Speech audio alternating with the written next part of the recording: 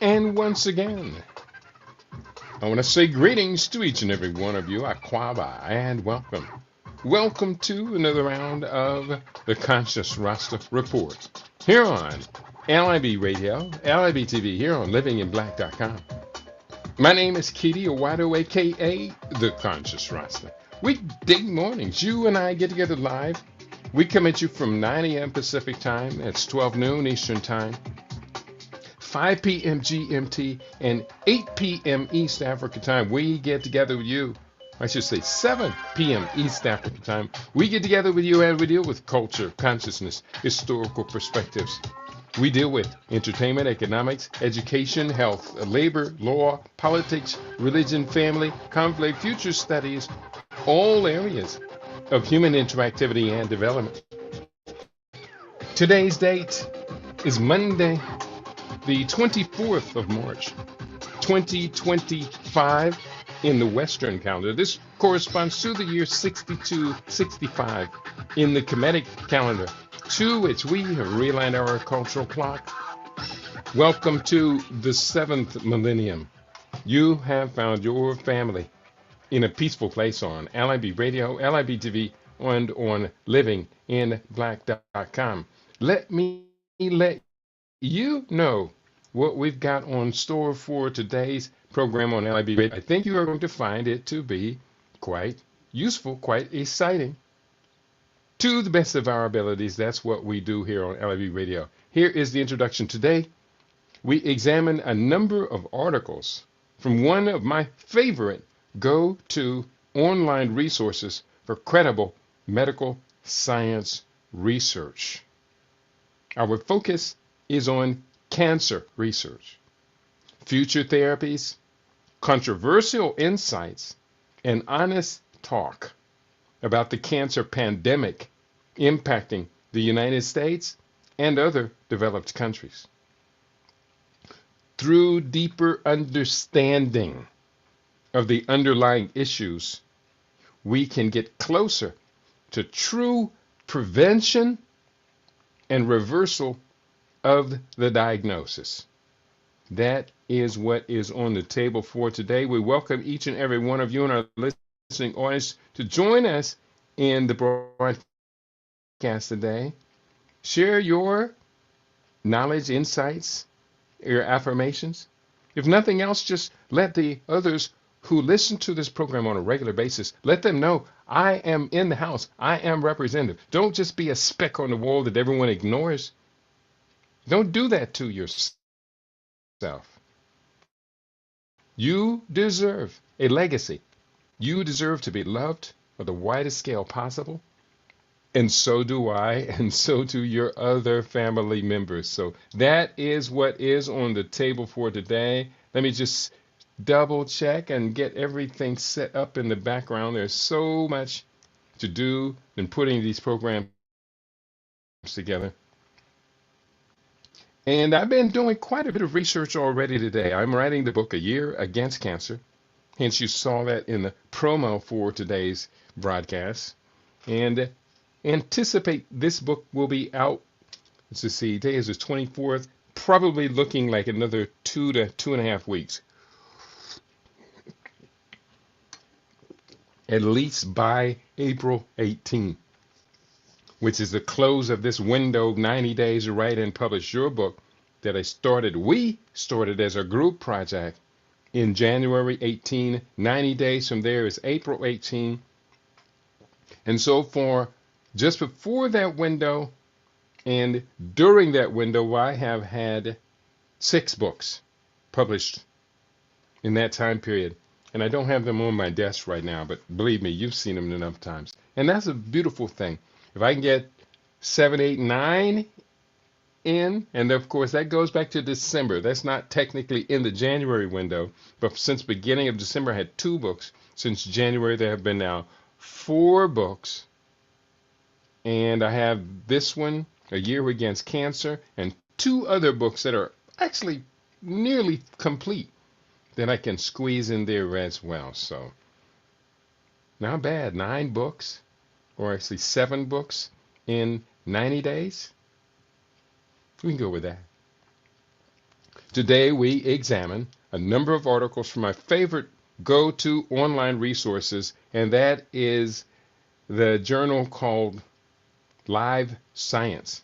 But before we get to Live Science, in writing the book, every time I write a new chapter, I'd like to begin that chapter with a quote that's relative to what the chapter's about and what we study. So I scour the internet for quotes,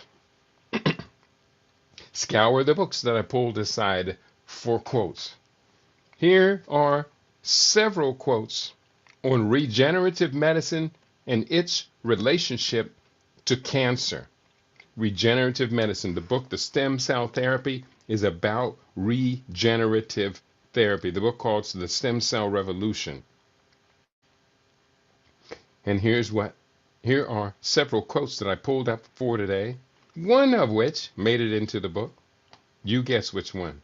The first quote from Dr. Anthony Atala, director of Wake Forest Institute for Regenerative Medicine. He wrote, and I quote, "Regenerative medicine has the potential to not only repair damaged tissues, but also to create new therapies that can target cancer at its source."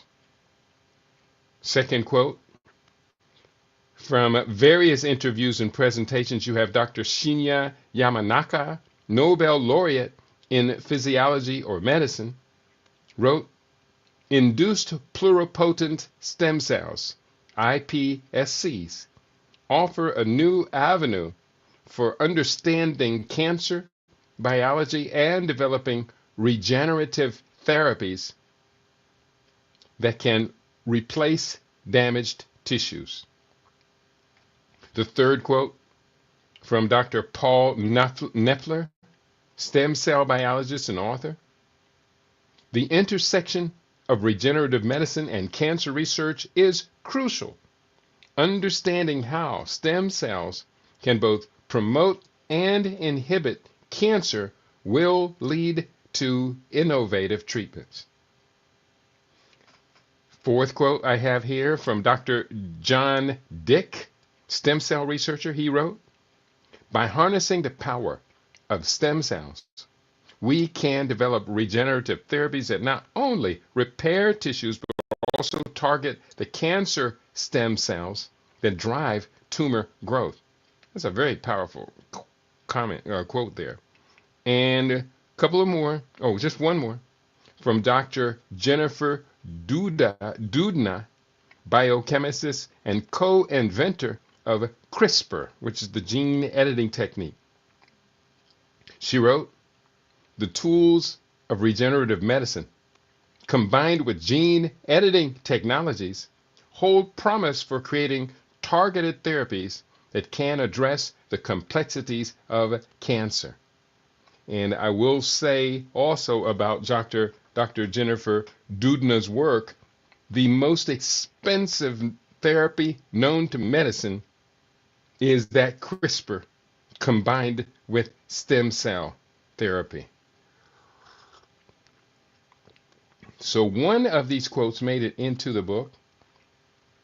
And I think I can right now, do I have the book up? No, I actually closed the book a little bit earlier.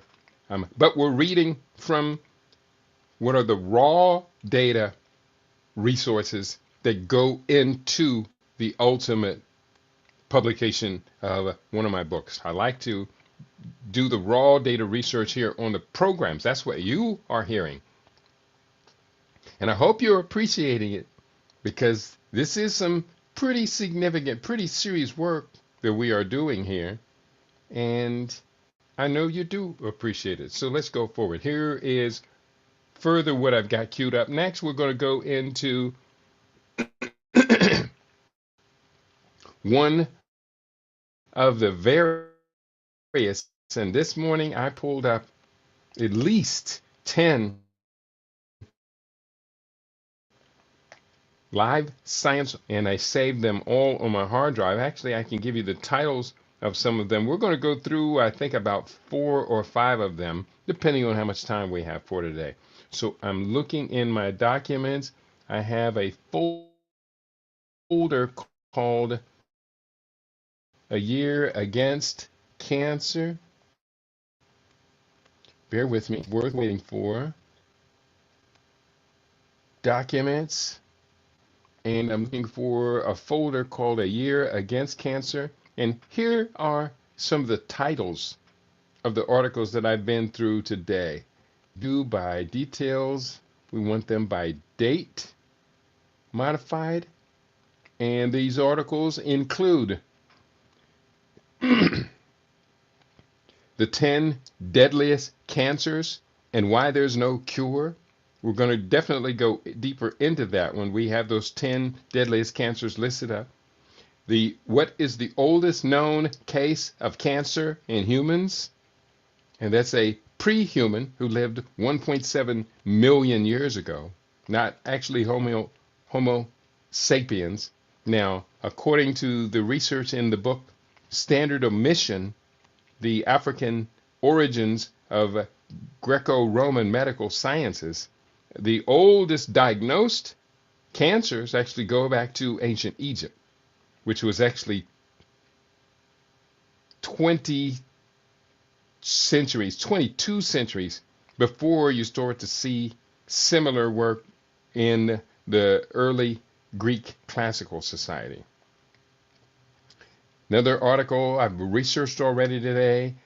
Why is America losing its 50-year war on cancer? We're definitely going to share that one, or part of it. Another one, can viruses cause cancer? Hopefully we'll get to that.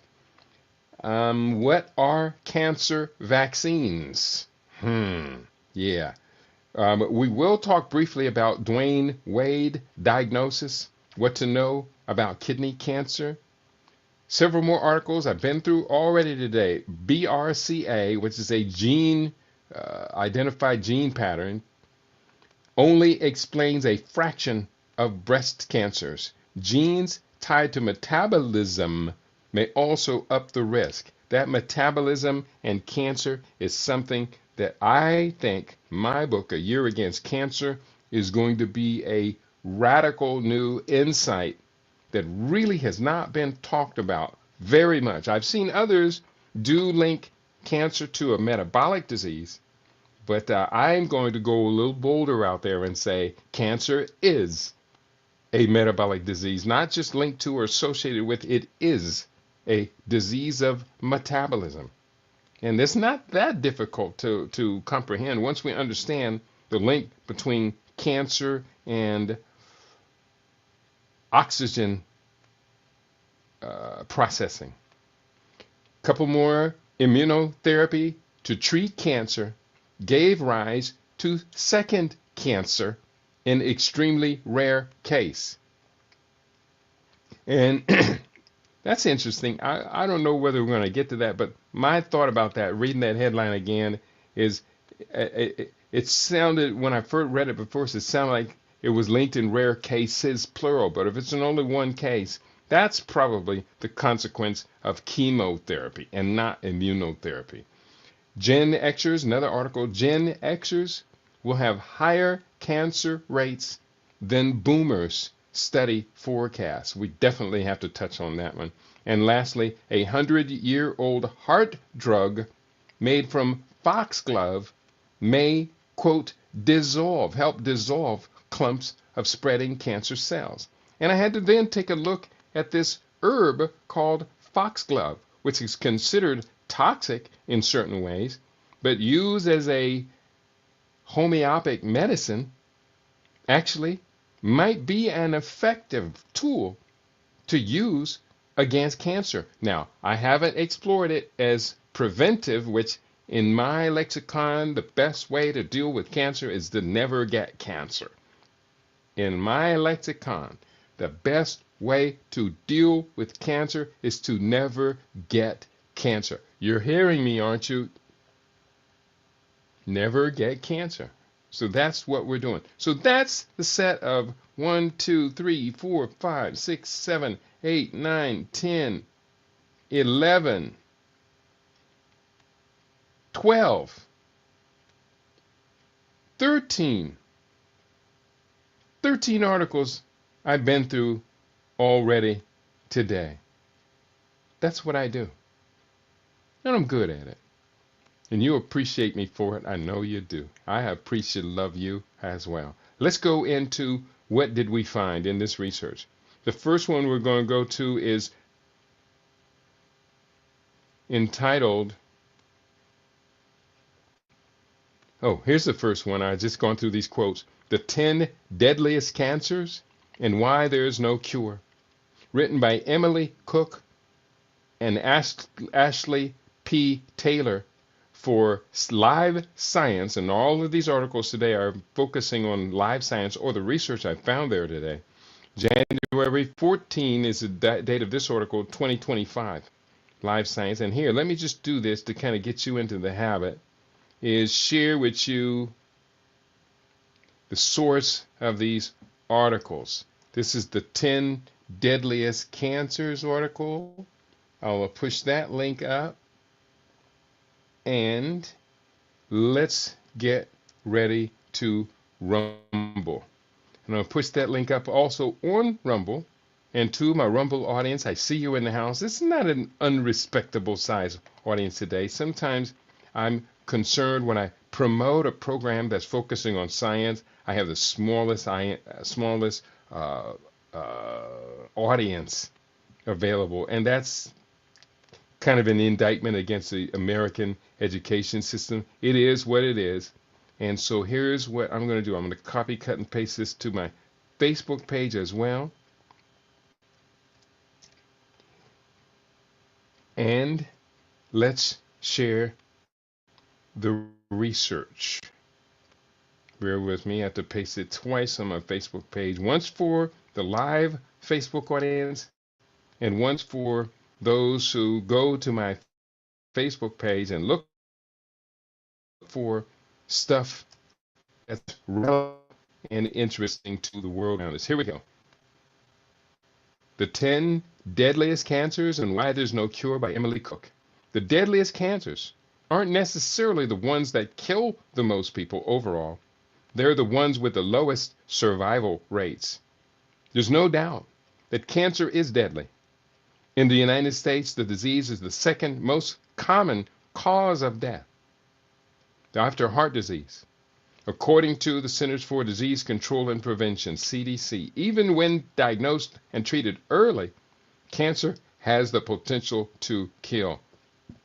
According to the World Health Organization, the 3 cancers that killed the most people worldwide in 2020 were lung cancer, 1.8 million deaths, colorectal cancer, 916,000 deaths, and liver cancer, 830,000 deaths. Prostate cancer and breast cancer, meanwhile, are among the most common types of cancer. But those aren't necessarily the deadliest cancers. In terms of their individual survival rates, Rebecca Siegel, Senior Scientific Director of Cancer Surveillance Research at the American Cancer Society, told Live Science. Here are the 10 deadliest cancers in the U.S. according to SEER, S-E-E-R, 5-year relative survival data for cases diagnosed between 2014 and 2020. Number 1, pancreatic cancer. 5-year relative survival, 12.8%. Pancreatic cancer has a 12.8% 5-year survival rate. It can be effectively treated if detected early, but when diagnosed at more advanced stages, the 5-year survival rate can drop to 1%. Most stage 4 pancreatic cancer patients live for only about a year after diagnosis. Number 2, esophageal cancer, 5-year survival rate, 21.6%. Esophageal cancer has a 21.6% 5-year survival rate. The esophagus is the muscular tube that transports food from the throat to the stomach. Risk factors for esophageal cancer include older age, being male, smoking, drinking alcohol, and having acid reflux, in which the stomach acid comes up into the lower esophagus. Number 3 of the 10 most deadly: liver cancer and intrahepatic bile duct cancer. Combined 5-year relative survival, 21.7%. Liver cancer and intrahepatic bile duct cancer have a combined 5-year survival rate of 21.7%. Liver cancer is one of the leading causes of cancer deaths worldwide. Although it is more common in other parts of the world, cases in the U.S. have been rising, with incident rates more than tripling since 1980. Number 4 on this list: lung cancer and bronchus cancer, 5-year survival, relative survival, 26.7%. Lung and bronchus cancer, commonly referred to as just lung cancer, has a 26.7 5-year survival rate. Of any cancer, lung cancer kills the most people worldwide every year. Cigarette smoking is the number 1 risk factor for the disease, followed by exposure to the naturally occurring gas radon. There are 2 major types of lung cancer: non-small cell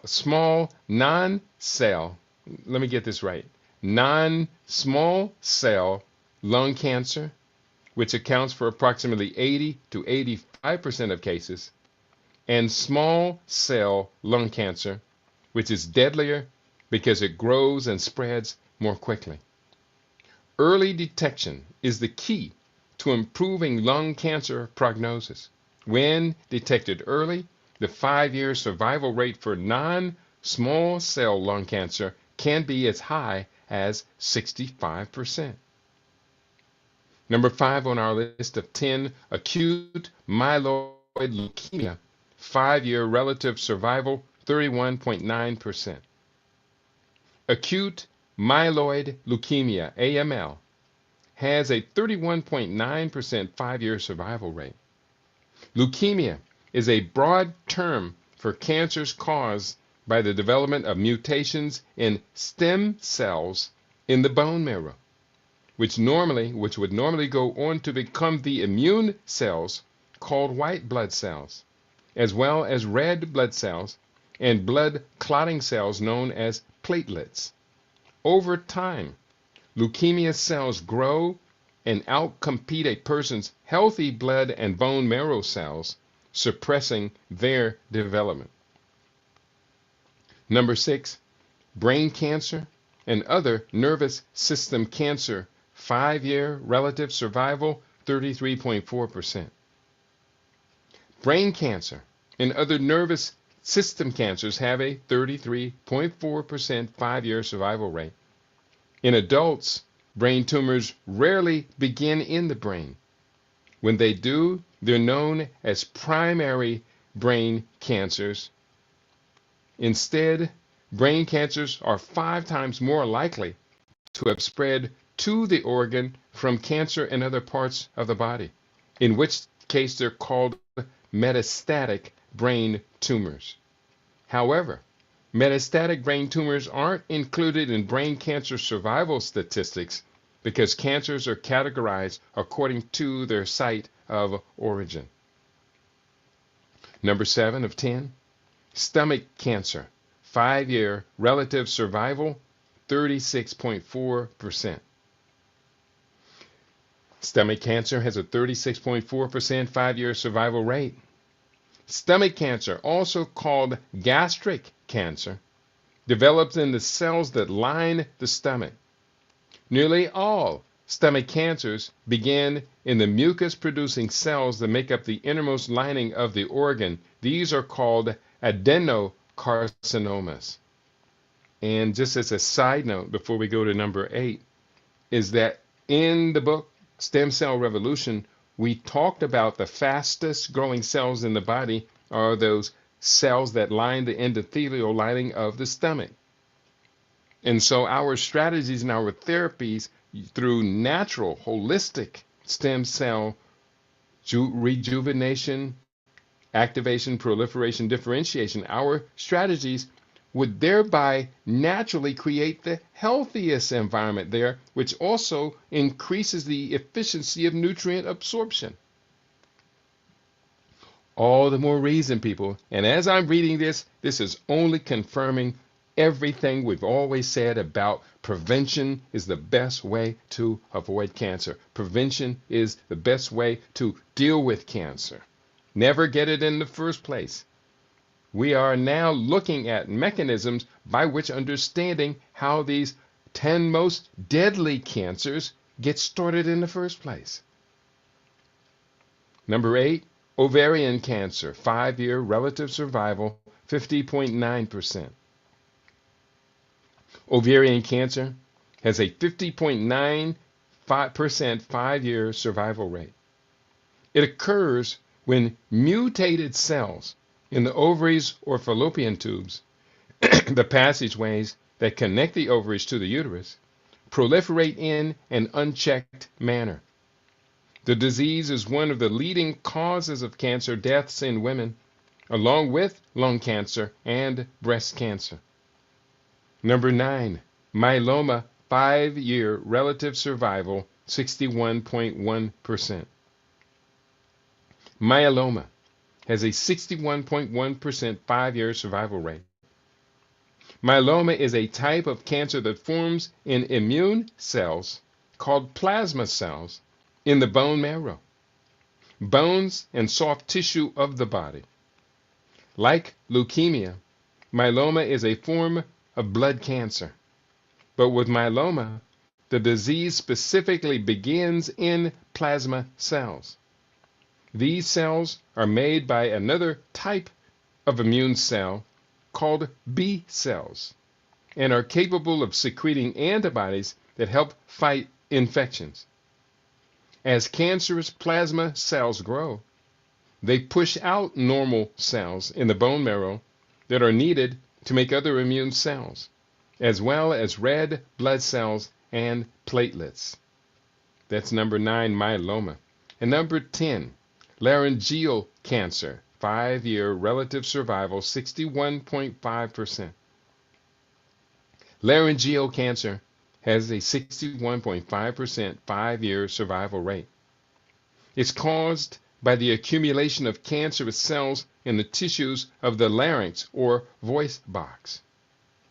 Abusing alcohol or using tobacco products can increase the risk of developing laryngeal cancer.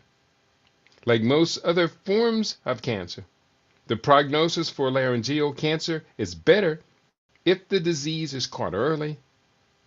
Laryngeal cancer can be treated with radiation therapy, chemotherapy, immunotherapy, and targeted therapy. Notice they didn't mention anything about natural and holistic methodologies. In my book, I am definitely going to significantly fill in that gap. Doctors may also perform surgery to remove the tumor or possibly the whole larynx if necessary. Okay, those are the 10 most deadly cancers with some strong hints about how to deal with them. The best way to deal with them is to prevent them.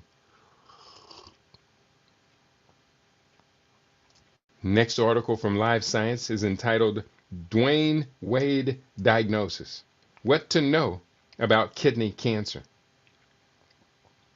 This is written by Hattie Wilmoth, published February 4, 2025 in Live Science. And let me just go ahead and share this link with you, my listening audience. And hopefully you will be interested in this research as well. I'm not the only one. I can't be the only one that's interested in cancer research. I just refuse to believe that. Yeah, it looks like my audience is not very responsive, but there's reward down this page. People are coming to me After the diagnosis, I just want to know that far, far, far more people are coming to me to avoid the diagnosis. And they're not necessarily going to tell me that unless they tell me that. I'm coming to you, Brother Keita, because I understand that prevention is the best medicine possible, and natural, holistic prevention is even better than that. So come on, people. Let's do it. Let's do it together. Let's win together. Let's win. We got to win. Going forward, here's what the article is, once again from the title, Dwayne Wade Diagnosis, What to Know About Kidney Cancer News by Hattie Wilmoth. Retired NBA legend Dwayne Wade revealed his kidney cancer diagnosis on a recent podcast episode. Here's what to know about the disease. Dwayne Wade, a three-time NBA champion, revealed his diagnosis with kidney cancer on a recent episode of his podcast, The Why with Dwayne Wade. The retired basketball player, 43, said he went to the doctor for a full-body checkup in 2023, during which a tumor was found on his right kidney. On December 18, 2023, Wade had surgery to remove the tumor, which was found to be cancerous, along with 40% of that kidney, he said in the episode. Wayne said on the podcast that he was doing great right now, speaking nearly a year after his surgery. In the wake of Dwayne Wade's announcement, here's what you should know about kidney cancer. What to know about kidney cancer? Located on either side of the torso, behind the liver and stomach, the kidneys filter waste and excess salt and water from the bloodstream so that it can be removed from the body in urine. Kidney cancer, also called renal cancer, occurs when cells in the kidney grow out of control, forming tumors. In more advanced stages of the disease, these tumors can spread to additional parts of the body. The most common type of kidney cancer in adults is renal cell cancer, which affects the lining of the very small tubes in the kidneys called tubules, according to the National Cancer Institute. In 2024, more than 80,000 people in the U.S. were newly diagnosed with cancer of the kidneys or renal pelvis, funnel-like structures at the center of each kidney that collect urine to transport it to the bladder. Approximately 14,000 people died from the disease, according to the National Cancer Institute. It is estimated that roughly 1.8% of adults will be diagnosed with the condition at some point during their lifetime, National Cancer Institute reports. However, kidney and renal pelvis cancers have relatively high survival rates. An estimated 78.1% of people diagnosed with the disease survive for 5 years post-diagnosis. A statistic known as the, quote, 5-year relative survival rate, unquote. Although kidney cancer made up 4.1% of new cancer cases in the U.S. in 2024, it contributed to only 2.4% of that year's cancer deaths, the NCI estimates. Next article I pulled out from Live Science for today's program is entitled Immunotherapy to Treat Cancer Gave Rise to Second Cancer in Extremely Rare Case. This news written by Miriam Bergeret, published on June 13, 2024. And let me just put up this citation for those of you following along and studying along with us. Here, pushing it up on Rumble. and pushing up on YouTube. We are live today on YouTube, and I'm pushing it up here on my Facebook page. And also have to do this.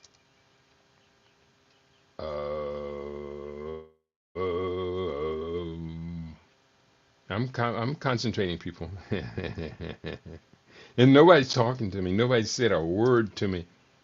I'm putting in a lot of work, and I'm doing this unselfishly because I live constantly cancer prevention. That's the way I live. That's the life that I have carved out for myself. And I'm not going to apologize for that. That is not at all selfish. But at the same time, we realizing the reality is that a whole lot of people, 2 out of 5 at this point, and they say for Generation X, it's going worse. 2 out of 5 now being diagnosed with cancer in their lifetime. 2 out of 5. In ancient Egypt, according to the best research that I can find, it was 1 out of 400. Now it's 2 out of 5. Somebody, at least hit the like button. Okay, nobody responding, and I can't tell if anybody will hit the like button for today. Looking at the YouTube, somebody did hit the like button, even though they didn't leave a message, but we're glad that you at least did do that. I appreciate, love you. Going forward, just keep on reading. Immunotherapy to treat cancer gave rise to second cancer, an extremely rare case by Miriam Bergamet, June 2024. Although very rare, past records show some cancer patients may develop secondary cancers following life-saving CAR T-cell therapy.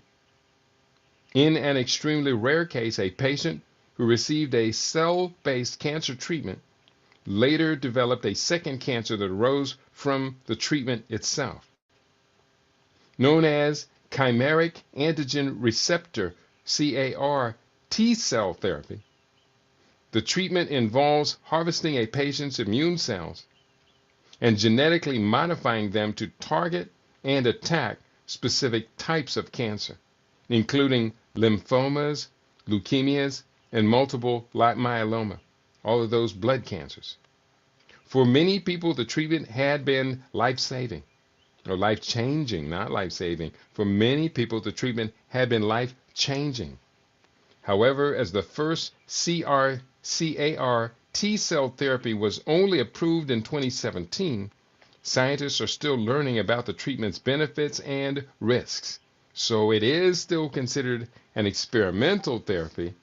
So therefore, if you have one of these blood cancers, your insurance company may not pay for this therapy, this treatment, which could be why the incidence rates or the side pathology rates are so low, because people just quite simply can't afford the treatment in the first place. Secondary cancers are known to occur in 4% to 16% of people following chemotherapy and radiation therapy. I will be writing about that in the book. But so far, only 20 cases of T-cell cancer after CAR T therapy have been reported to the Food and Drug Administration FDA Adverse Events Reporting System database. Given that more than 34,000 people in the U.S. have received the treatment, CAR-related secondary cancers appear quite rare. So out of 34,000 people who have been able to either afford the treatment or were part of the experiment group, they have 20 cases of this additional cancer. I'll have to finish the book to put that into context, but I think that's a significant finding. And here, what I want to do, I kind of want to flag this to put this in the book. Bear with me while I open up the book in the background. And I'm going to keep reading. There it is, A Year Against Cancer. I'm going to insert this little piece I just read in the book. I actually should insert that whole excerpt from the article from Life Science. I'm copying that and paste that in cancer when cancer therapies call. Let me just type in secondary.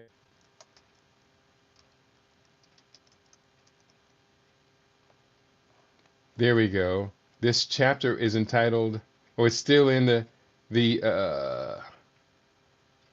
well, there's two chapters. Chapter 3, America's Cancer Problem, mentions about secondary cancer caused by chemotherapy agents. And then I mentioned it a second time in the chapter entitled Problems with Standard Cancer Therapies. Yeah, there's where I want to put it. Let me put in this. This appeared in Live Science News. And I'm going to go ahead, cut and paste that as a quote. And then later, I won't have to do that. Look it up, go to try and find it and look it up and do it a second time. This appeared in Live Science News. Save. And then let's go back to the article we're reading. I'm going to reread that last paragraph if you don't mind. Secondary cancers are known to occur in 4 to 16% of people following chemotherapy and radiation therapy. But so far, only about 20 cases of T-cell cancer after CAR T-cell therapy have been reported to the FDA Adverse Events Reporting System database. Given that more than 34,000 people in the U.S. have received the treatment, CAR-related secondary cancers appear quite rare. Yeah, quite rare would be 20 cases out of 34,000. That would be quite rare. But they do link it. Oh, despite the low risk, these sporadic cases have drawn scrutiny from the FDA and left the research community with unanswered questions about the underlying causes and potential risk of chimeric antigen, let me get that chimeric antigen receptor therapy.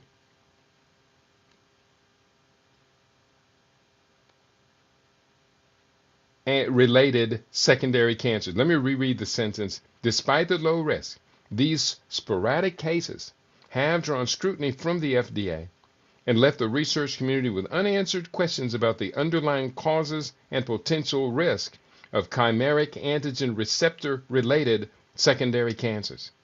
The FDA maintains that the overall benefit of these therapies outweighs potential risks, but the agency wants to better understand the risks nonetheless. Now, a new case published Tuesday, June 12, in the New England Journal of Medicine provides important insights into secondary cancers that may arise following chimeric antigen receptor T-cell therapy. The report details the case of a 71-year-old woman with a history of multiple myeloma, a type of cancer that affects immune cells in the blood. The patient developed severe gastrointestinal symptoms 4 months after receiving chimeric antigen receptor T-cell therapy. Upon further investigation, her doctors found that she had developed a new cancer in her intestinal tract. There you go. So that's all that I've excerpted from that article. And this is just one case out of 20 cases, out of 34,000 treatments. So that's in context. Going forward, the next article, Gen Xers have a higher cancer rates. No, let me read this right. Gen Xers will have higher cancer rates than boomers, study forecasts. This written by Emily Cook, published in Life Science on June 14, 2024. And let me copy, cut, and paste this link for you researchers out there. I know you guys exist. Don't act like you don't exist. For the researchers, here is where you can get access to this information. And for everyone else, oops, that didn't do it. Let me do this in two parts, not one.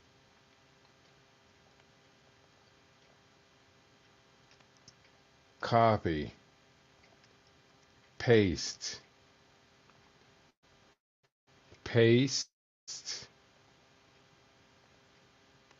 on Rumble. Had to do this in two parts, everybody. Bear with me. And then copy again. The first half with the, oh, that was the first half. Now the second half with the actual hyperlink. And I know you say, Keedy, why you go through all this trouble? These people, our people, very rarely respond. They're kind of catatonic. Not everybody. And if I can convince one person a day to move out of just passivity, static, against the wall, wallpaper passivity, into holding their head up with pride and saying, I am not hiding from the problem. I am the solution. If I can convince just one person a day, then I have won. That's a day we win. That's a day we now, as a collective, are in a closer position to be able to take control of our destiny. That's right. And that's a good day. That's a winning day. And know you hear me. And I know you are shy to respond. That's just the way it is. Going forward, here's the next article. Again, the title of the article is Gen Xers will have higher cancer rates than baby boomers, study forecasts, by Emily Cook, June 14, 2024, Live Science. A new modeling study predicts that cancer rates in people over 60 may be rising among successive generations. Gen Xers may be more likely to be diagnosed with cancer at 60 years old than their parents' generation was, a new study forecasts. Scientists made this prediction after analyzing medical records from 3.8 million people in the U.S. who'd been diagnosed with different types of, quote, invasive, unquote, cancer between 1992 and 2018. The term invasive refers to cancer that has spread from where it originated to surrounding tissue. It's also known as metastatic cancer. The researchers used these data to plot, quote, age of onset, unquote, curves, which are a graphical way of visualizing how many people are diagnosed with cancer at a particular age, in this case, 60 years old. Age is plotted on the horizontal axis of the graph, while the number of people diagnosed with cancer is on the vertical axis. By connecting the dots between the data, the full trajectory of each type of data within the population can be captured, and scientists can make predictions about future patterns in diagnosis rates. In the new study, published June 10 in the journal JAMA Network Open, that's the Journal of the American Medical Association Network Open, researchers used these projections to estimate how many people born between 1908 and 1983 are likely to be diagnosed with cancer at a benchmark age of 60. That's a chart I want to see. These statistical models can uncover possible trends, but can't say why they're happening. For example, they don't take into account environmental factors that can drive cancer or improvements in cancer screening and diagnostics. The team estimated the Gen Xers born between 1965 and 1980 are less likely per capita to develop certain cancers at age 60 than baby boomers born between 1946 and 1964. For women, these included lung and cervical cancers, while for men, these included lung, liver, and gallbladder cancers. Some of these declines were already on the public health radar. Rates of lung cancer, for instance, have been falling for decades, partly because fewer people smoking. And notice in this paragraph, they kind of flip the story, the nature of the story. The nature of the story from the headlines was that the Gen Xers would develop more cancer than baby boomers. But in this paragraph, they said, listen to what they just said. The team estimated the Gen Xers born between 65 and 80 are less likely per capita. That takes into account the fact that the population has been growing more rapidly. And so that just naturally follows this distinct minority of the new population growth, as well as the old population growth, would be developing cancer in the first place, less than 50%. So therefore, per capita becomes a kind of a trick in there to make you think that all of this money being spent into cancer research is making some difference. No, they said less likely per capita. So as long as the population is growing positively, and especially at a faster rate than the growth of cancer diagnosis among the new people, then that statement, it's a given, but I'd say it's confusing, almost deceitful. Continuing, some of these declines, now they're calling it declines, but it's per capita. Some of these declines were already on the public health radar. Rates of lung cancer, for instance, have been falling for decades, partly because fewer people are smoking. The projected rates of many other types of cancer, however, were higher for Gen Xers at age 60 than boomers. For both sexes, these cancers include thyroid, kidney, and colon cancers. So, Gen Xers, I know you're out there in the audience. If you were born between 1965 and 1980, that article was talking to you. I did put up the link for those of you who are interested in doing the research, keeping up with the research. I encourage you to do so. And in the background, I'm over here editing on the book.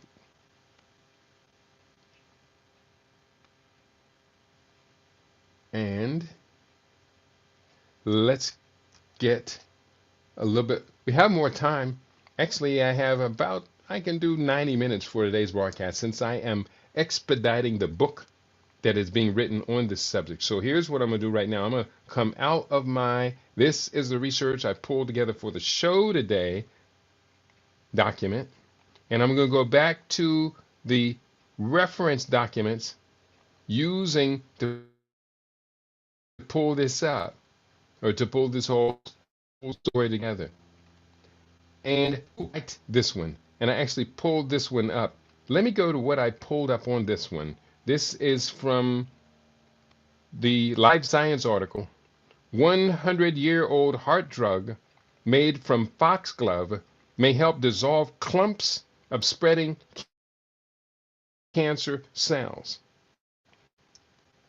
This written by Clarissa Dencat, published February 11, 2025. Now, I'm going to do real quick. I'm going to copy and paste this to a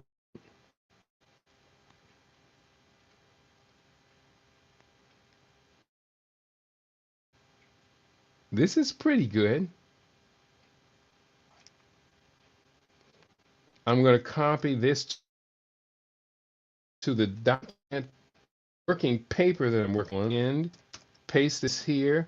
I'll have to copy the link from, put that in the title so that I can share that with you, my listening audience. Where You Is by Clarissa. Okay, there it is. And then let's do this.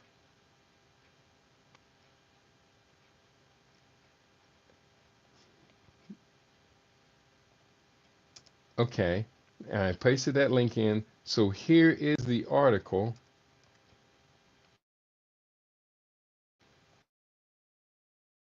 And the link. Put that up on my Facebook page. Bear with me. It's a little confusing. This is why having a producer in the studio would be so much more wonderful. It is what it is. We got to do what we got to do. And save that link for my Facebook research community.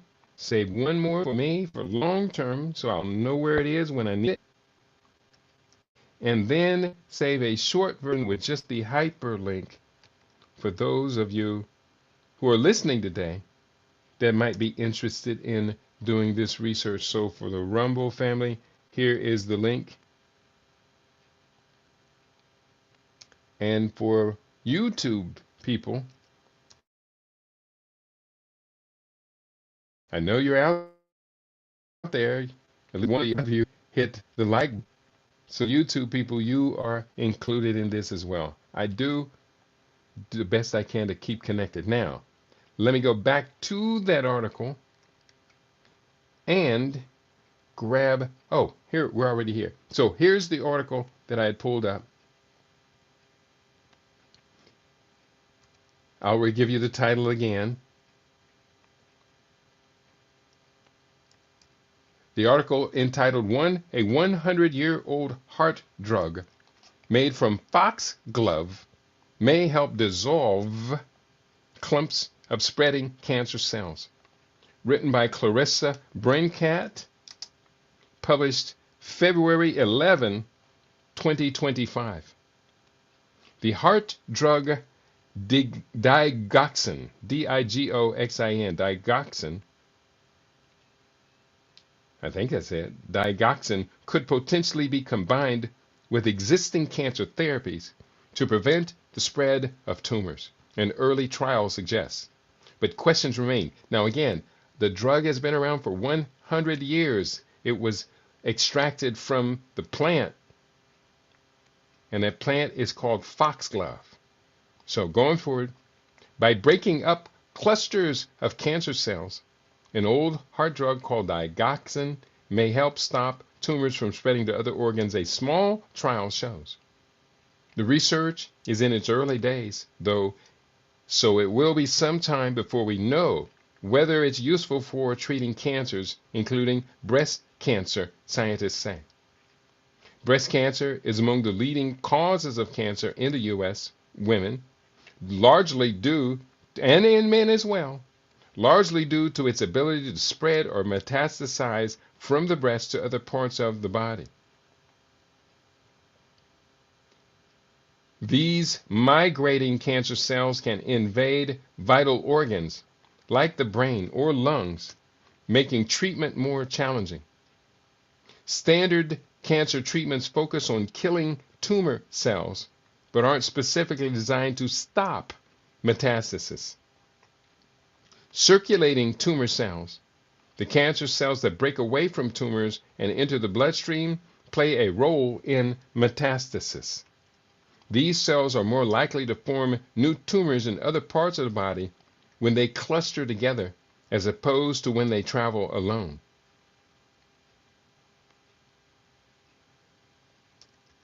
Recent research in Switzerland identified existing drugs that could help break up these clusters. Experiments in mice show that the drugs reduce the spread of breast cancer, suggesting a potential new approach to limiting metastasis. These drugs, known as Na+, K+, ATPase inhibitors, include digoxin and work by altering the flow of charged particles in and out of cells. Building on their previous research, the scientists have now conducted a clinical trial to test whether the digoxin could shrink clusters of circulating tumor cells in women with metastatic breast cancer. Based on their early results published January 24 in the journal Nature Medicine, the researchers think digoxin could someday complement other treatments aimed at fighting primary tumors, meaning cancers that have not yet spread.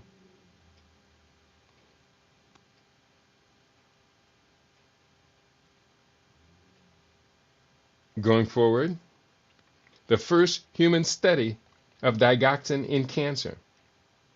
Digoxin is an old medication that was first derived from the foxglove plant Digitalis lanata in 1930.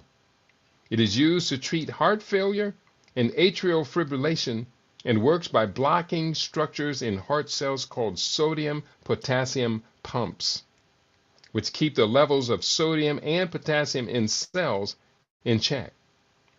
Blocking the pumps with digoxin leads to stronger contractions and a slower heart rate. That sounds interesting. Bear with me. Leads to slower heart rate. There we go. Oh, I got to the end of the article that I had cut and pasted. So that's pretty interesting. Let's go forward. We got more time. Let's go through a few more of these articles. And I'm going to do all that cutting and pasting and linking and all that stuff. I'll do that out of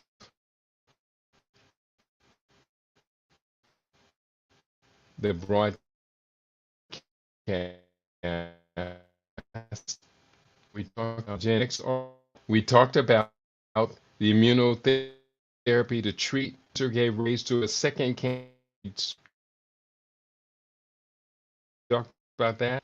And we did talk about Wade dumping all of these people who need when I'm working with people on their like during a class, a writer's class, I say, don't open up all them tabs. You got all them tabs open, you have no resources. You're limiting your resources. We talked about the 10 deadliest cancers and why there's no cure. We talked about, just briefly, what's the oldest known case of killing humans by Jennifer Nalewicki, published May 8, 2023 in Life Science. The first known case of cancer was discovered in an early human toe bone. Not talking about their cousin or their aunt, their uncle. No, talking about a relative of Homo sapiens. Cancer may seem like a modern disease, but it has affected humans for eons. Since prehistoric human remains indicating the presence of cancer. So what's the earliest case of cancer on record? And what's the first time that humans wrote about it in medical texts? Ooh, let's see if they give the Africans credit for writing about it in medical texts. Let's see. I just finished publishing a book called Standard Omissions. Life Science. Don't mess this up. Cancer may seem, okay, what's the first time that humans wrote about it in medical texts? The earliest evidence of human cancer comes from an early human relative who lived around 1.7 million years ago. This individual, likely of the species Paranthropus robustus or Homo castor, lived with a malignant tumor in their left toe bone. Archaeologists discovered the skeletal remains inside Swartkrans Cave, a limestone deposit in South Africa. It's often called the cradle of humankind for being home to the largest concentration of human relative remains in the world. That's not bad. That might make it into the book, A Year Against Cancer, or it may not. When researchers compared computed tomography, CT scans, of the toe bone fossil with images of modern-day cases of osteosarcoma, an aggressive form of cancer, osteo means bone, that begins in the cells that form bones, they immediately recognized the distinctive cauliflower-like appearance of an osteosarcoma, according to a 2016 study about the case published in the South African Journal of Science. Nowadays, osteosarcoma is one of the most common bone cancers in humans and can occur at any age, although it is most frequently seen in children, teenagers, and young adults who are still growing, according to the American Cancer Society.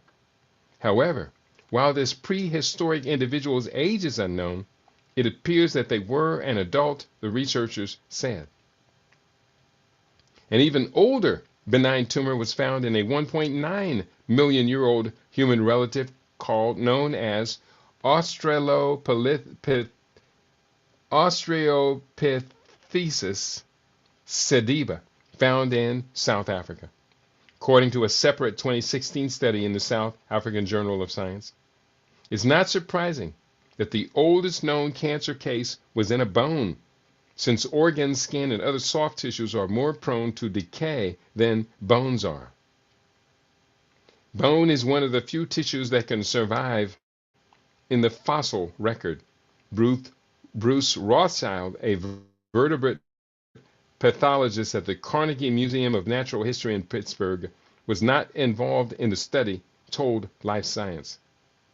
However, even if cancer is present in a fossil, it often isn't visible to the naked eye and takes further examination to find which was the case for the toe bone. About 1/3 of cancers will show themselves, Rothschild said, but you would need to perform an X-ray to determine if something was hidden inside the bone. Most pathologists today look at an X-ray before coming up with a diagnosis of a tumor when it involves the bone. Then comes the chapter, drumroll, the first written record of cancer. And let me save this image as, it's very important. And it confirms what I just wrote in the book. And this is the first known record. It's from the Edwin Smith Papyrus. First writing about cancer. There it is. First written record of cancer. The Edwin Smith Papyrus from ancient Egypt is the first known text that mentions cancer.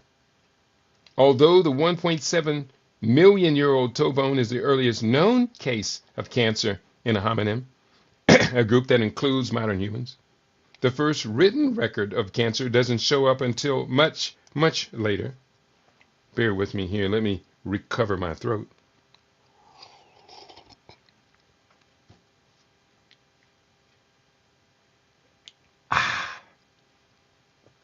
In 3000 BC, Imhotep, an ancient Egyptian mathematician, physician, and architect, wrote what came to be known as the Edwin Smith Papyrus, a textbook about bodily trauma and surgical procedures. In the text, he detailed 48 medical cases, including several cases on breast cancer. Now that statement, that paragraph, I just finished publishing this book called Standard Omission. African medical science is the basis of Greco-Roman, or African science is the basis of Greco-Roman medical science. And that statement is actually not necessarily true. That Imhotep wrote the Edwin Smith Papyrus because there was significant time separation. Bear with me, I got to get this crust out of the way.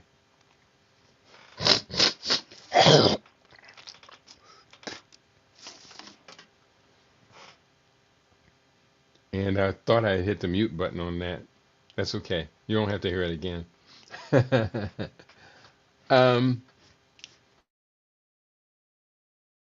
The actuality, the Edwin Smith Papyrus appears to be a copy document that would have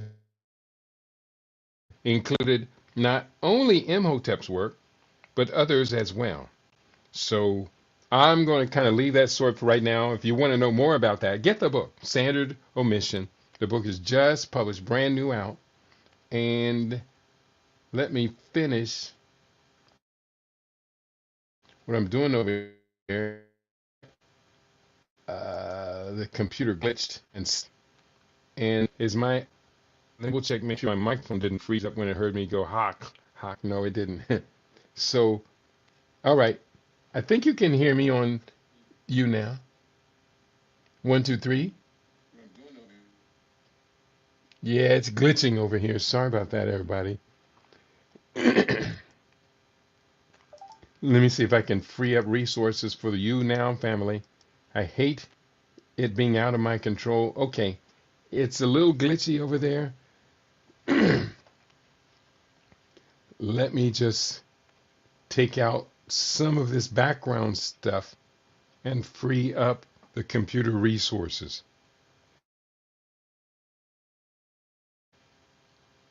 Okay, let's go back to the story. In 3000 BC, Imhotep, an ancient Egyptian mathematician, physician, and architect, wrote what came to be known as, okay, I guess that's a little bit of ambiguity, as the Edwin Smith Papyrus, a textbook about bodily trauma and surgical procedures. In the text, he detailed 48 medical cases, including several case studies on breast cancer. The text was written in hieroglyphic, an ancient Egyptian writing system, and was later translated into a 2-volume English text by American archaeologist James Henry Breasted.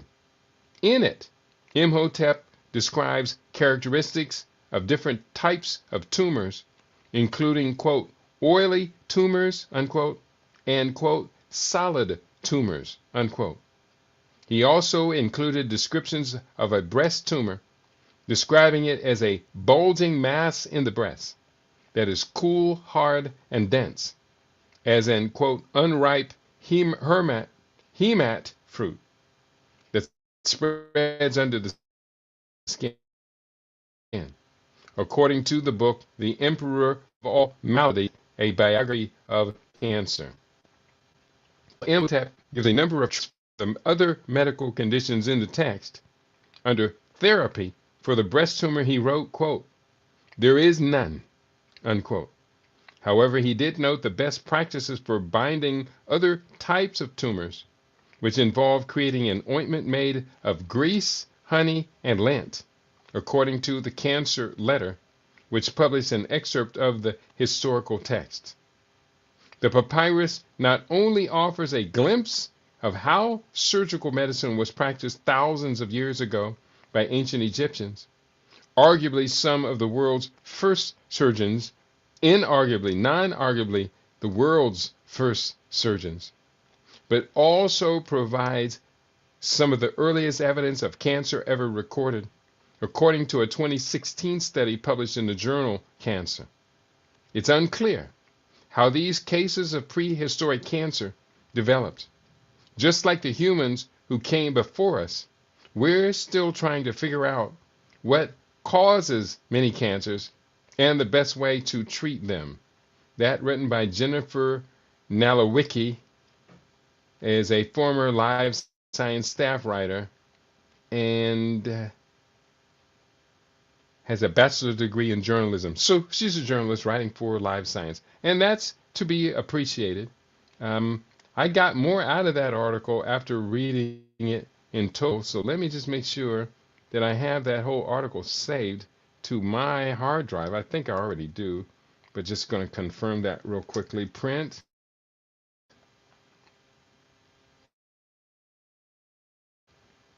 And save to hard drive. And it's kind of slow, but it's on that note. I'm going to go ahead and begin to wrap it up. There are a couple of more articles that I had pulled up. Okay. What is the oldest known case of cancer in humans?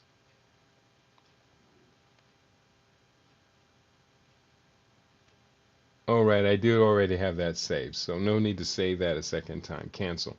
So, we done a good job today. There were three other articles. One called "Can Viruses Cause?" I'm because I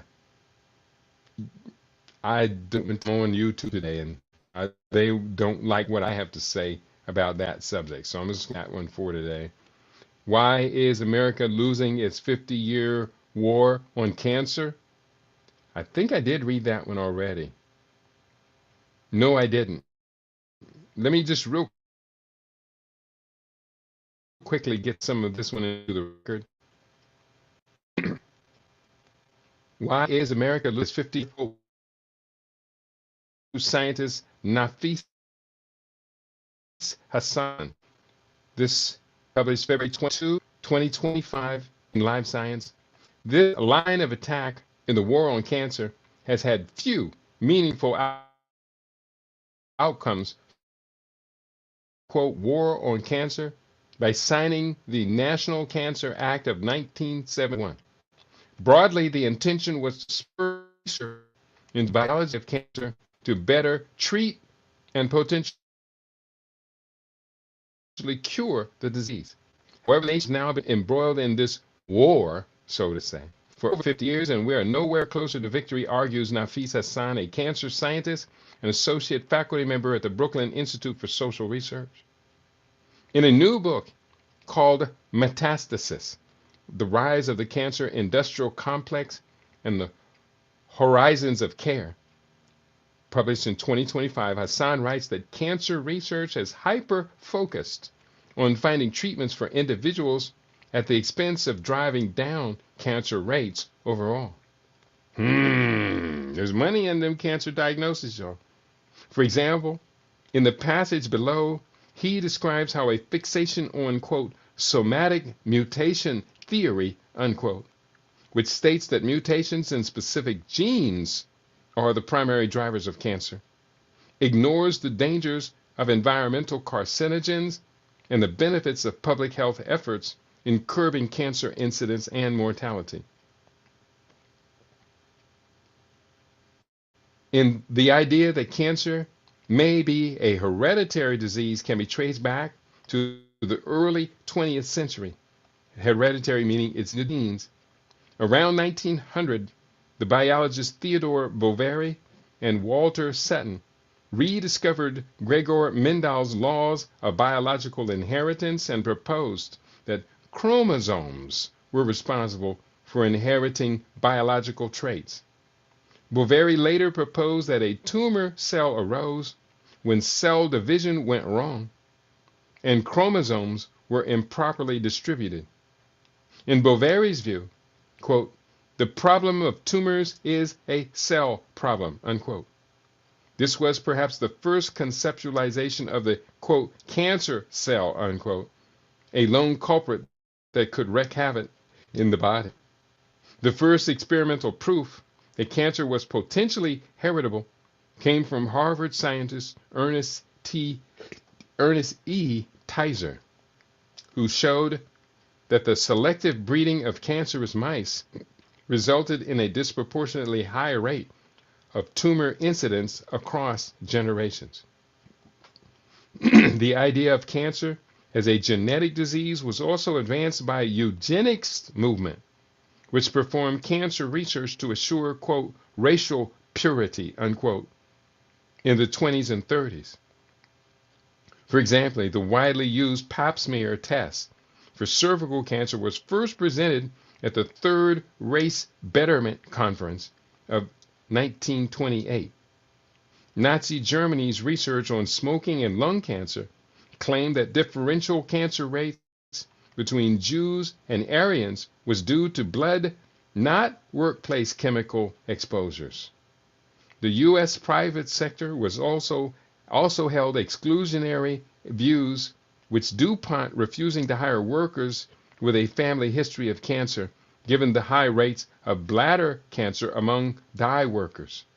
The scientist Carl Weller, following his discovery of retinoblastoma, a tumor of the eyes in children, advocated that parents of children with retinoblastoma be sterilized. As late as 1956, Wilhelm Huper, the first director of the environmental cancer section of the National Cancer Institute, suggested that black workers would be most suitable to workplaces where exposure to carcinogenic chemicals were unavoidable, given their alleged resistance to the carcinogenic action of coal tar, ultraviolet radiation, and petroleum derivatives. Yeah, that's what they said. Woo! These people are buck wild, ain't they? Other scientists push back on these narratives of racial traits in cancer incidents. For instance, the notion that West Africans were racially predisposed to higher rates of liver cancer lost credibility when Japanese immigrants to the United States suffered the same type of cancer. The cause turned out to be aflatoxins, toxins produced by fungi that can end up on various crops in their diets. And I'm just going to copy and paste that whole section. Is definitely going to go into, not the whole section, but some of those points are going to go into my book. Again, the article I was just reading from, Why America is Losing Its 50-Year, quote, War on Cancer. And let me give you a link to that article, and you can research it yourself.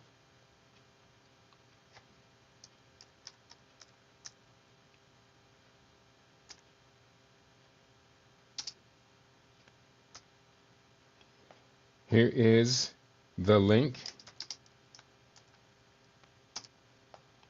And I'm just going to put up the link. You heard me to read it. And at this particular point, if you're interested in it, you will have access to it, because I am going to wrap it up for today's broadcast. I want to thank you all for tuning in. You've been tuned into your favorite. I really do aim to be your favorite. We aim to be your favorite. This is a family, y'all. We are the LIB Radio family. We are a community. And we go beyond just the mere superficial analysis of what's happening in the world as relative to our health and our family's health.